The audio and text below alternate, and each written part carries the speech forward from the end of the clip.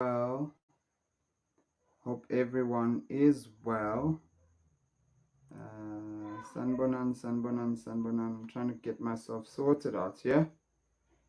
Don't know if anyone and everyone can hear me. Please let me know if you can hear me. I just want to get my stuff sorted. Right. I think we are live. Let me just check and make sure we are. Looks like we are live. Hi everyone. Set myself up nicely.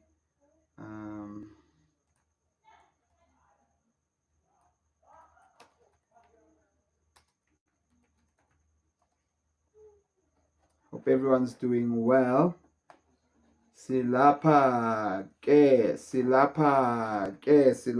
sizawuthetha into zomshado today. Hope everyone is here. I hope everyone is listening, and I hope I'm clear. Yezwakala, and everyone can hear what I'm saying. Sure, it has been a long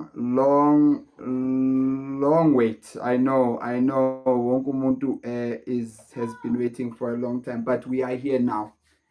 Sesila bafethu sila.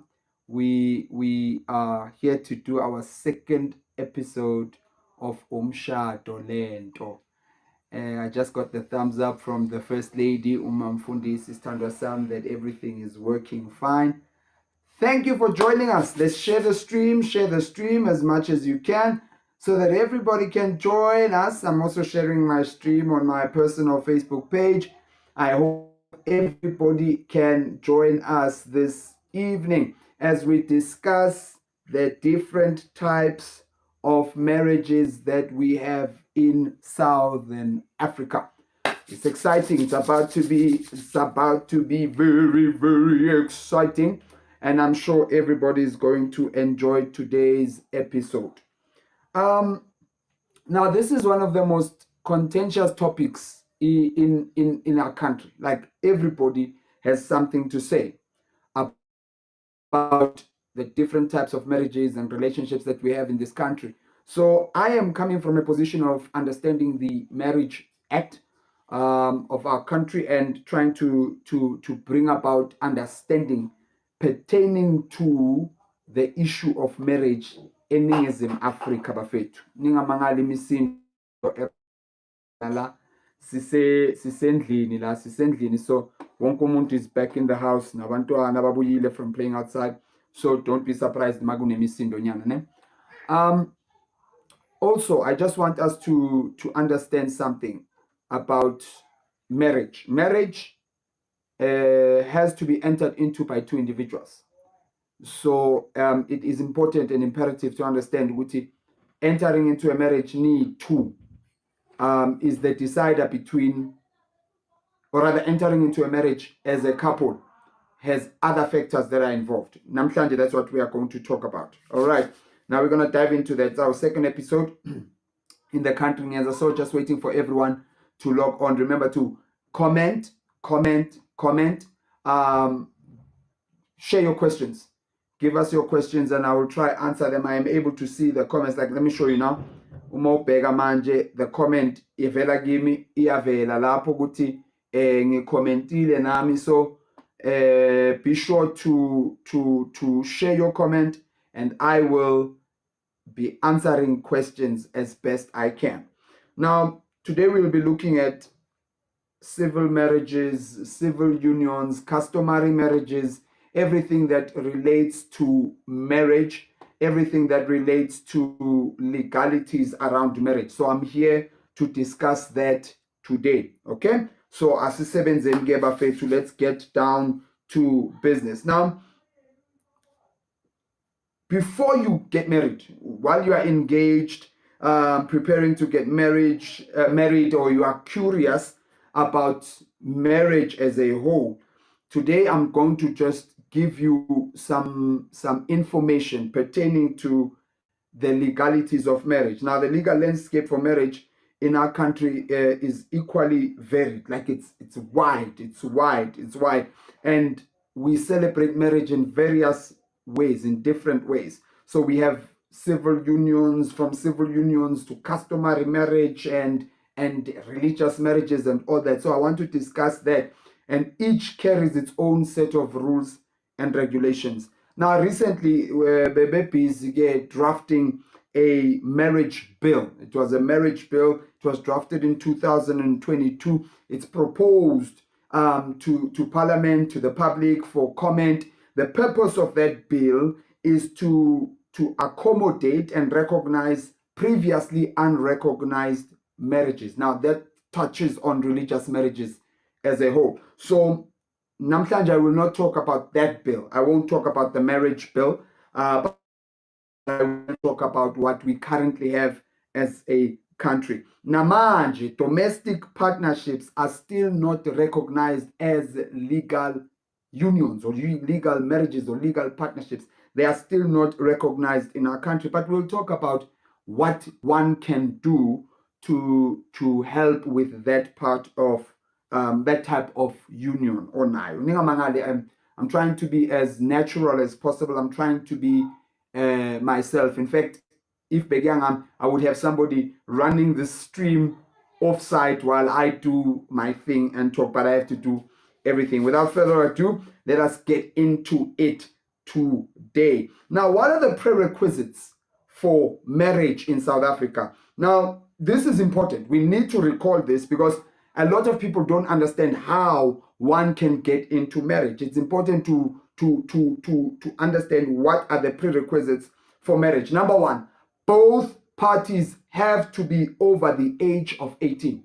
Both parties, the man and the woman, whether it's a civil union, a man and a man, woman and a woman, everyone who is getting into a marriage in the country, in South Africa, whose marriage will be registered with the Department of Home Affairs, has to be over the age of 18. Number two, they must give consent to the marriage. Both of them must give consent to the marriage. So, in other words, you cannot get married in this country without giving consent. Akekho umuntu ongashada ngeproxy, like giving somebody the right to say yes on your behalf. That is not allowed in this country. Share the stream as much as you can. We want people to be involved in this discussion today. So we are going to delve deeper into this conversation.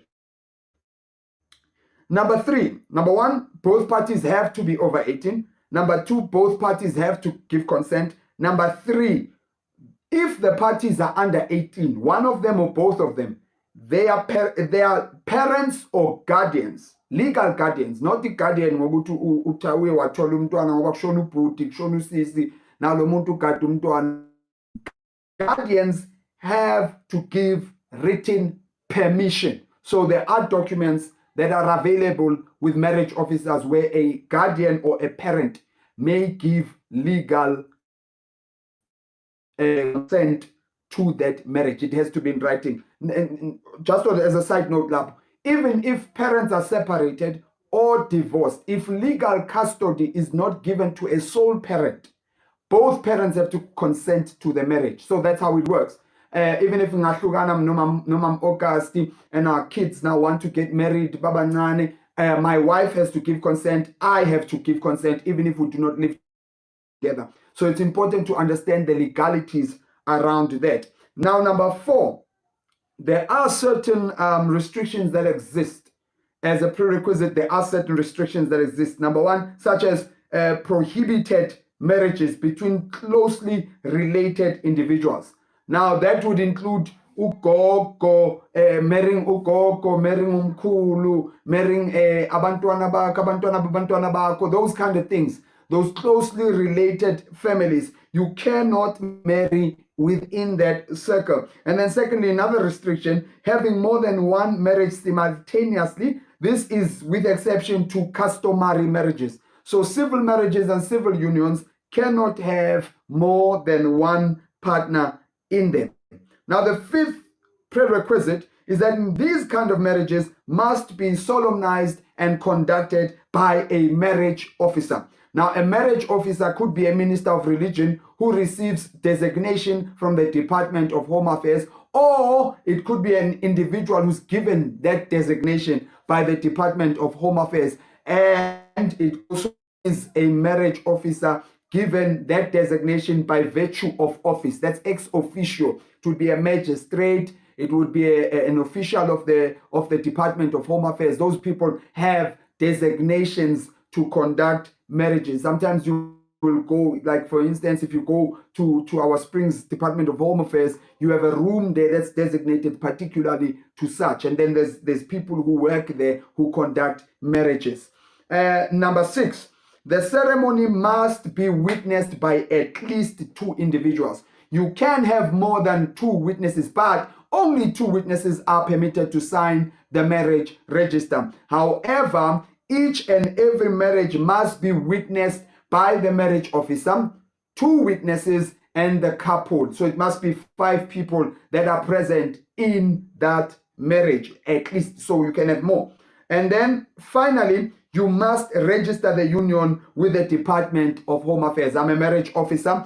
I do that. I have that responsibility to register any union with the Department of Home Affairs. Please remember that the information provided in this episode is for educational and entertainment purposes only.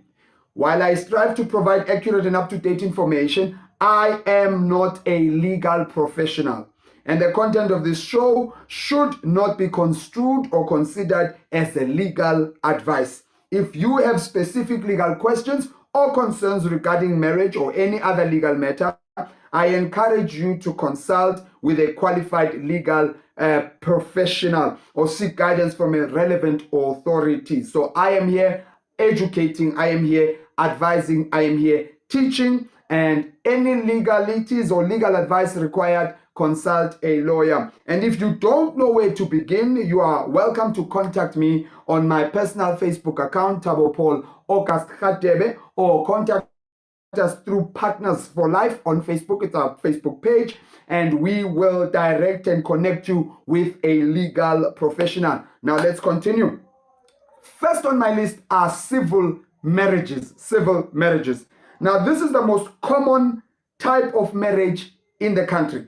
A civil marriage is a legally recognized union between a man and a woman governed by the Marriage Act 25 of 1961. All right, share the stream, please share the stream, like, share, let's get the word out there. Let's teach people on marriage. So in Marriage Act number 25 of 1961 governs marriage as a whole. So the civil marriage is recognized by the Marriage Act. This type of marriage is automatically a marriage in community of property. So every time somebody gets married, it is automatically in community of property. What does this mean? It means assets and debts are shared equally.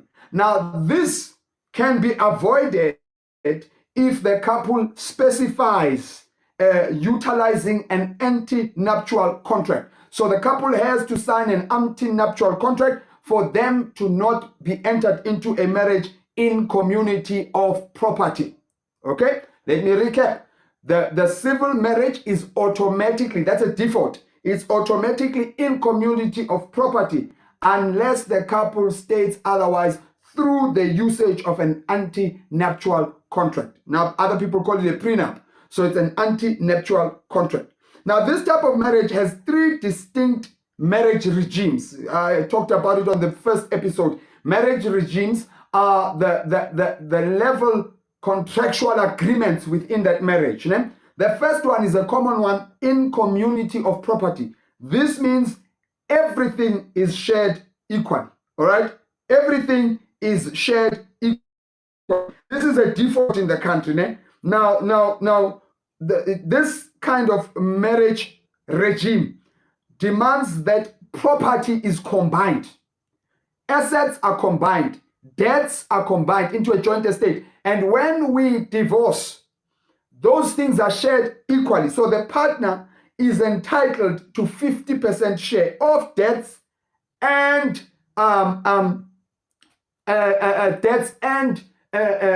assets.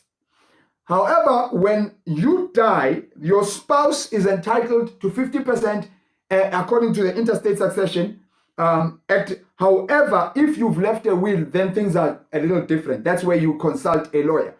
However, everything is shared equally when you are in community of property. Number two, out of community of property with the accrual system. Let us explain that. Now, this means we are married out of community of property. We do not have a joint estate. We don't. So our assets are separated. But when we have an accrual system, it means we have an anti-nuptial contract. So every out of community of property has to have an anti-nuptial contract. Now going forward, we will refer to this as ANC, not the governing party, ANC, anti-nuptial contract. Now you have to sign it. You do not sign it when you get married. You sign it before you get married. And I'd like to advise every individual who pays lobola when they get married, I advise you, sign the anti-nuptial contract before you pay lobola. Because I'll explain later how lobola, customary marriage, is designed. So make sure you sign your anti-nuptial contract before you even pay lobola. Now, with the anti-nuptial contract, it means that the assets are separated, the debts are separated. That means whatever you come in with into the marriage, and whatever your partner comes in with into the marriage with, those are their assets. And then when we have with the accrual system, it means that everything we gain together, all the assets we build when we get married from the date of the marriage, those things then would be separated equally in the event of divorce. So I would live with the stuff I came with and with the stuff that we accrued together, divided in half between the two of us. All right, you live with your stuff, and then the stuff we accrued, we got together, the assets we got together, those then are divided in half. That's what the anti-nuptial contract, or rather the out of community of property with accrual means. Okay, and then there's the third one, out of community of property without the accrual system. That is straightforward. Whatever I came with into the marriage, I live with that. So that's then straightforward. Now, here there's no sharing without accrual. There's no sharing of assets. Whatever I bought is mine. Whatever you buy is yours. That's what the out of community of property without the accrual system means. Now, let's dive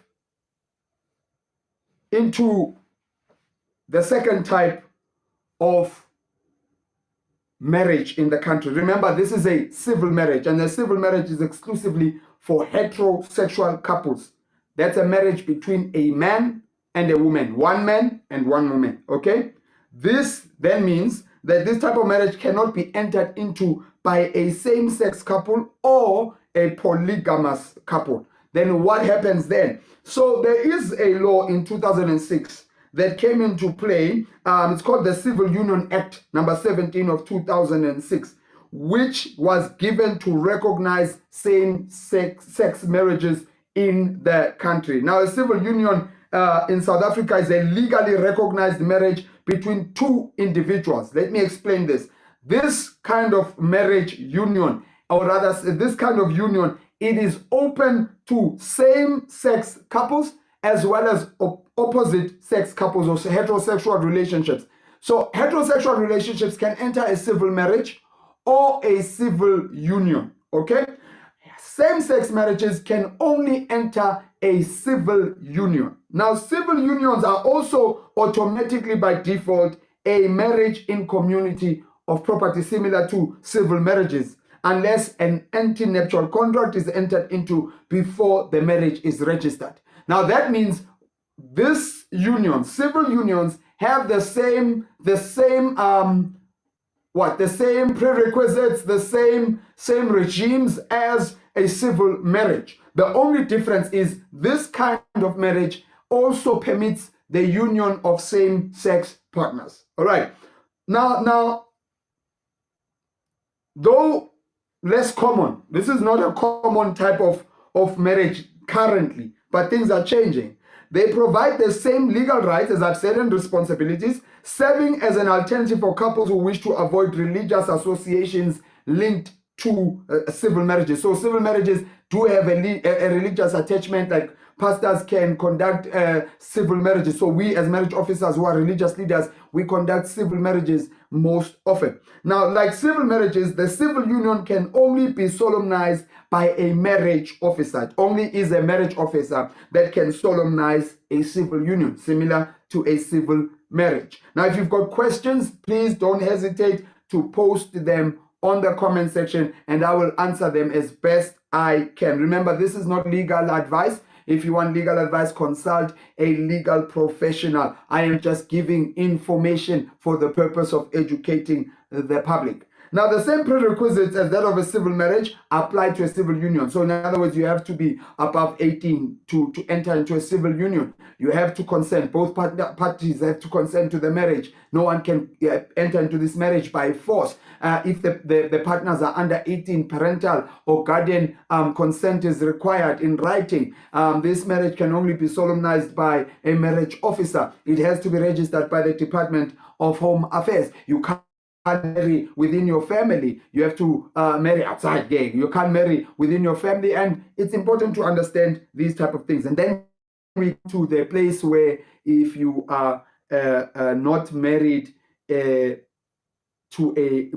as a man, I'm not marrying one woman. I want to marry 1, 2, 3, 4, 5 women. And also, I'm a man marrying women. So I can't enter into a civil union, neither can I enter into a civil marriage. What then happens? We have what we call customary marriages. Customary marriages. Now, this is for those who want to marry more than one wife.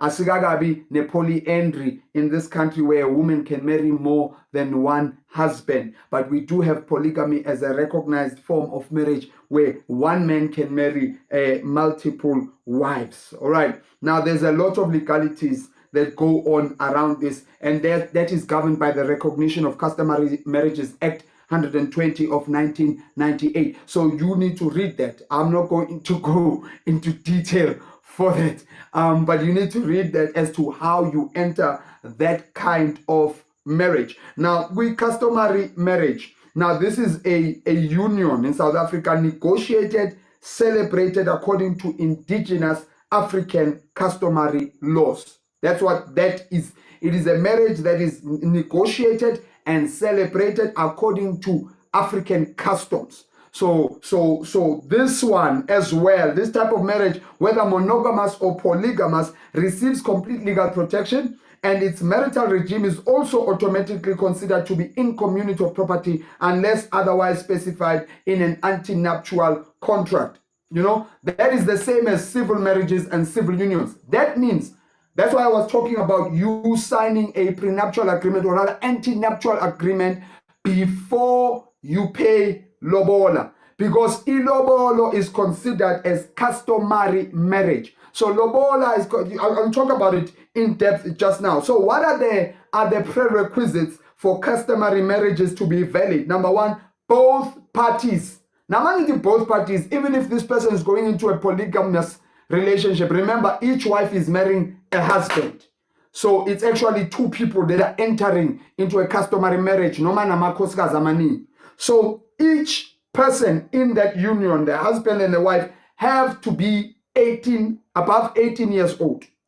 Secondly, both parties have to consent to marrying under customary law. So both of them must know that they are marrying ngaphansi kwe customary law. Number three, this marriage must be celebrated according to their community's customary law. So this then covers because abanye sebasukile emakhaya, but we still uphold the same things. Number one, lobola is paid. Number two, kuba nomabo okanye umembeso. Number three, kuba namahlabiso kwabanye, you know. You have where there's an exchange of gifts, there's an exchange of animals to unite the families. It's a whole celebration. It's a black marriage, if I may put it that way, just loosely. Umshado wethu abantu abamnyama. So that is then, those are the prerequisites. It has to be met. It has to be celebrated publicly where everyone is. That is why and it's important that each and every individual signs an anti-nuptial contract, an ANC, before paying lobola. Ngoba customary marriages are also automatically in community of property unless there's an ANC, there's an anti-nuptial contract. If there isn't an anti-nuptial contract, the marriage is in community of property. So you must consult a legal professional, because the anti-nuptial contract akusubhala piece of paper ukuthi imoto yam, indlu yam, ini yam, lokho kwethu. It has to go through a notary. Those are the professionals who draft these anti-nuptial contracts. Importantly, registration alone does not validate a customary marriage, and parties must meet specific conditions defined by the Act. All right? Registration alone does not meet that requirement. In Ago, you have to go through the Recognition of Customary Marriages Act 120 of 1998. So I will post a link to that act in the comment section later today. Customary marriages also allow for polygamy, and legal advice is recommended to ensure the protection of all parties involved. Remember, this is not legal advice. You have to seek legal advice. Please remember to share questions if you have any, and I will answer them. Now we get to the niceties. The other unions in the country. There's many diverse unions in our country. Civil unions, civil marriages, customary marriages are not the only partnerships in South Africa. There are other religious marriages, such as Hindu and Islamic marriages, and partnerships where no marriage ceremony occurs at all. This does not mean that all of them now are recognized by the law. Remember, they have to be recognized by the law. Now, religious marriages, now that's Islamic and Hindu marriages.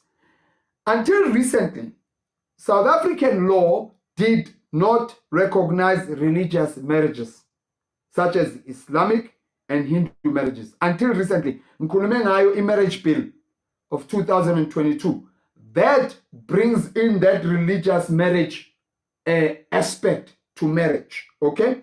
Instead, the law provided spouses, so it did not recognize those marriages, but it did provide spouses under these regimes with limited protection in specific instances. These include maintenance orders against the deceased spouse's estate. So if the deceased, the partner dies, the spouse who is in a Islamic marriage or Hindu marriage is able to claim maintenance from the partner's estate. And two, they were protected from domestic violence.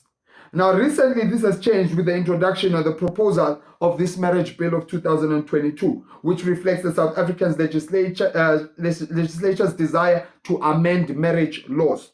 Now, the aim is to acknowledge diverse, intimate partnerships without discrimination based on gender, sexual orientation, or various beliefs such as religion and culture. Thus, the new laws will seek to give religious marriages the same legal rights as civil marriages, civil unions, and civil customs, or rather customary marriages, rather. Sorry, I'm just biting my tongue as I speak here. So this bill seeks to just bring that balance in our country. Now, I want to ask a question. Maybe you want to ask me this question. What if I live with my partner? We are not married, but we've been living together for a number of years. Would my partnership be considered marriage in the event of the partner's death or our separation? Okay, that's where we come into domestic partnerships. Those are called domestic partnerships. Now, domestic partnerships, otherwise known as universal partnerships or common law marriages, those happen when there is cohabitation, where about two fall in love, live together for a number of years, never get married according to civil marriage, civil unions, or customary marriages, but they are living together Everything is done in a marital setup, but there is no legal marriage that was conducted. That is called cohabitation. It's called domestic partnerships or universal partnerships or common law marriages. Are not recognized in the Republic of South Africa. There is no law such as common law in the country. All right? In South Africa, marriages are recognized through the Marriage Act number 25 of 1961. Okay, so domestic partnerships are not recognized there. However, for partners who are in these kinds of setup to find some legality in the event of death or a breakdown of the relationship, those two would have to enter into a cohabitation agreement. Now, that can be done through a lawyer.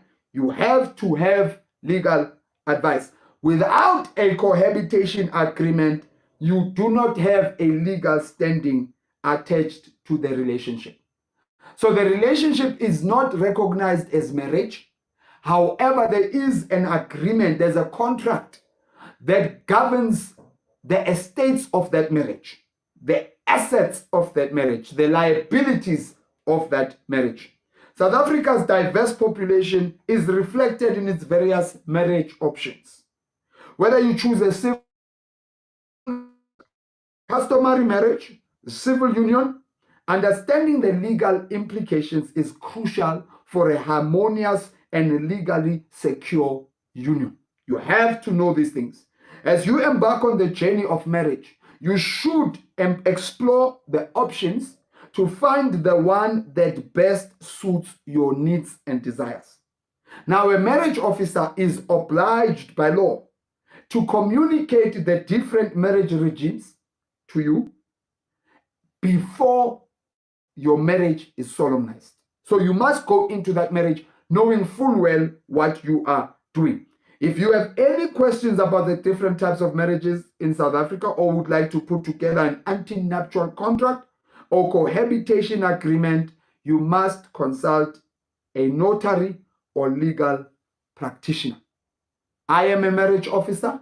I am not a legal practitioner. So what I do is receive the antenuptial contract and attach it to your documents when I submit it to the Department of Home Affairs.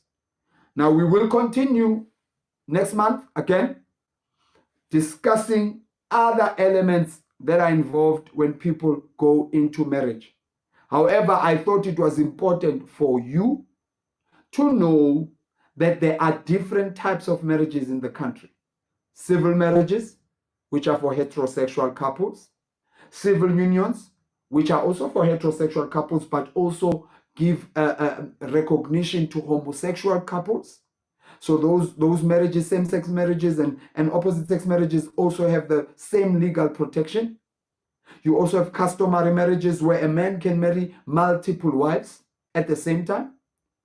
But always make sure that you have your legal ducks in a row. Consult a lawyer. Be prepared to sit down and be taught. Consult a marriage officer. Go to the Department of Home Affairs where they will then educate you about how to enter into marriage. Remember, antenuptial contracts have to be signed before a marriage is solemnized. And I suggest, I don't advise, I suggest that you sign an antenuptial contract before you even pay lobola, so that you can protect everything that you want to protect in your Umshado Lento. I wish ngingakwazi ukuyuleta ngilendizele, but I can't. Thank you for watching, and I'm hoping that your marriage grows stronger with this information. And if you are looking to get married, don't know where to go, you're welcome to contact me. Send me a WhatsApp on 073. Oh, sengikhuluma ngenamba kankosikazi wami, can you believe that? 078 937 7570. We will then get you married legally. We will ensure that everything is done for you properly. So make sure you contact us and we will assist you. Nabafundis, you guys are welcome. If you want assistance with getting your church members married, contact me and I will assist you. Again, send us a WhatsApp on 078-937-7570. Umfundisi uThabo August uHatebe ubhungana umthimkhulu uMashiya Mahle kwangathi azawushumayela. Umafuza afulele kwelifu lemvula. Thanking you so much for joining us on Umshado Lento.